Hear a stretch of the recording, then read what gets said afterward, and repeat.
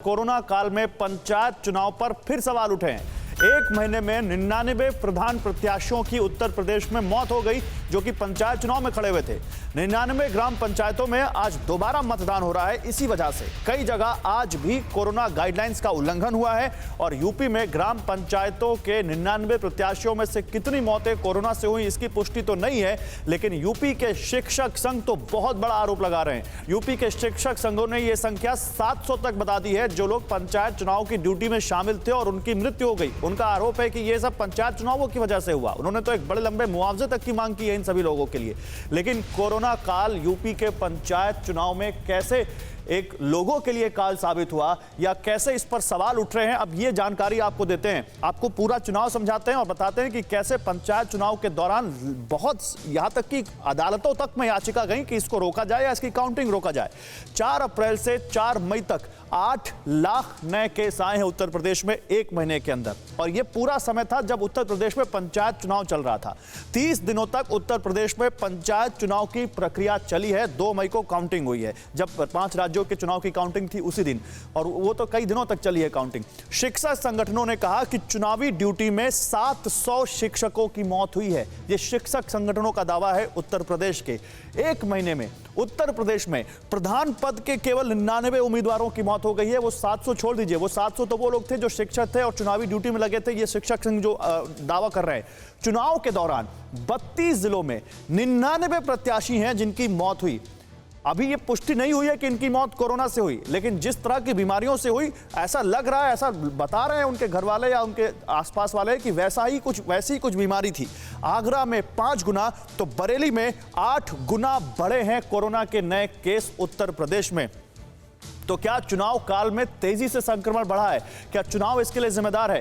आइए इसको समझने की कोशिश करते हैं।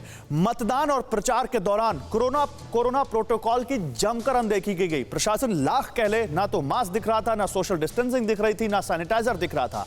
पूरे महीने उत्तर प्रदेश में डोर टू डोर कैंपेनिंग का अभियान चला और प्रचार के लिए 50,000 गांवों में लगातार बैठकें हुई। उत्तर प्रदेश में 50,000 गांवों में चुनाव के दौरान 9 करोड़ लोगों ने उत्तर प्रदेश में मतदान में हिस्सा लिया। लंबी लंबी लाइनें देखने को मिली और मतदान के लिए दूसरे शहरों से भी प्रवासी उत्तर प्रदेश लौटे। गांव के लोगों ने, जो प्रत्याशी खड़े थे, वो लोग जो गांव के बाहर है, उन तक को बुलाया। जगह जगह कोरोना गाइडलाइंस का जमकर उल्लंघन हुआ। 2 लाख बूथ बनाए गए, 12 लाख कर्मचारी ड्यूटी पर थे और इन सब के ऊपर कहीं ना कहीं कोरोना का खतरा मंडराते हुए दिखा। आइए अपने संवाददाताओं के पास चलते हैं। विवेक शर्मा भी हमें ज्वाइन कर रहे हैं इस बीच, और कुमार कुंदन तो लगातार आपको इस बारे में बता ही रहे हैं। कुमार, उत्तर प्रदेश में पंचायत चुनाव हो या फिर 5 राज्यों के चुनाव, खासकर वो जो पश्चिम बंगाल के आखिरी के फेज के जो इलेक्शन बचे थे, सब पर ये उंगलियां उठी कि कहीं इनमें जो रैलियां हो रही हैं या इनमें जो भीड़ जुट रही है, इस वजह से कोरोना का खतरा पैदा हो सकता है। क्या माने कि वो खतरा सच साबित होता हुआ? निश्चित रूप से, और ये उदाहरण साफ है गौरव। आपको याद होगा कि गुजरात में जब स्थानीय चुनाव हो रहे थे, उसके बाद गुजरात में स्थिति क्या हुई। गुजरात में जब मैचेस हो रहे थे, उसके बाद गुजरात में स्थिति क्या हुई। पंजाब में जब इस तरह से चीज़ें देखी गई, उसके बाद स्थिति क्या हुई। इन सभी घटनाओं से हम लोगों ने सीख नहीं लिया और इसके बाद भी हम लोग सुपर स्प्रेडर इवेंट को बढ़ावा देते रहे, यह कहते हुए कि बिहार में भी चुनाव हुआ था, ऐसा कुछ नहीं हुआ। लेकिन हर जगह की स्थिति परिस्थिति अलग होती है। हर जगह कोरोना वायरस का वेरिएंट अलग होता है। जिस वक्त बिहार में था वो वेरिएंट और आज की तारीख का जो कोरोना वेरिएंट था, दोनों में जमीन आसमान का फर्क था। ये 80% से ज्यादा जो है इन्फेक्शियस था, जिसका असर देखने को मिला। अभी उत्तर प्रदेश में जो कुछ भी हो रहा है, शिक्षकों की बात तो छोड़िए, जो पुलिस वालों की ड्यूटी लगी थी वो भी काल के गाल में समा रहे हैं और उनके भी अलग अलग डेटा आ रहे हैं।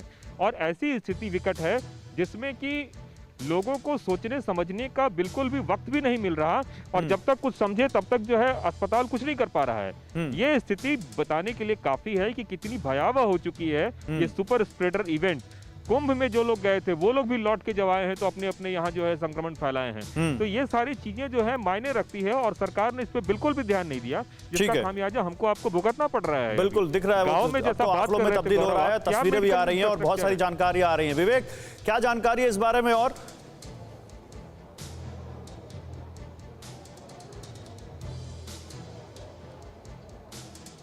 विवेक, आवाज आ रही है आप तक? जरा सवाल दोहराएंगे एक बार। विवेक, प्रधान प्रत्याशियों की 99 प्रधान प्रत्याशियों की मौत, पंचायत चुनाव में शिक्षक संघ का आरोप कि इतने सारे लोगों की मौत हुई है, वो भी कोरोना की वजह से हुई है, तो इसको क्या वहां पर इसको लेकर और क्या जानकारी मिल रही है? देखिए, बात कीजिए तो कहीं ना कहीं सरकार और इसमें कोशिश कर रही है कि कोरोना पर रफ्तार पर लगाम लगाया जा सके, लेकिन जिस तरह से लगातार केसेस सामने आ रहे हैं उससे कहीं ना कहीं लापरवाही जो है वो देखने को मिल रही है। प्रत्याशियों की बात की जाए वो कोरोना पॉजिटिव हुए, वहाँ पे काम करने वाले लोग जो है वो पॉजिटिव हुए। कुंभ की बात की जाए, वहाँ से जो लोग आए उन्होंने अपने अपने इलाकों में संक्रमण फैलाया। तो अगर पहले ही चीज़ों को लेकर सही कदम उठाए जाते तो शायद इस तरह के हालात जो है वो सामने नहीं आते। अब गाँव की स्थिति की बात की गई थी कि गाँव में जिस तरह से संक्रमण लगातार फैल रहा है तो वहाँ पर फैसिलिटी पहुँचाई कैसे जाए, क्योंकि दिल्ली जैसी राजधानी में फैसिलिटी की कमी पड़ रही है, तो गाँव में किस तरह से पहुँचाई जाएगी। तो सवाल कई खड़े हो रहे हैं, उस पर प्रशासन को ही सोचना पड़ेगा कि आखिरकार किस तरह से इस पर लगाम लगाई मैं आता हूं जाए। विवेक आपके पास। फिक्र आपकी, सोमवार से शुक्रवार रात 9 बजे सिर्फ TV9 भारतवर्ष पर।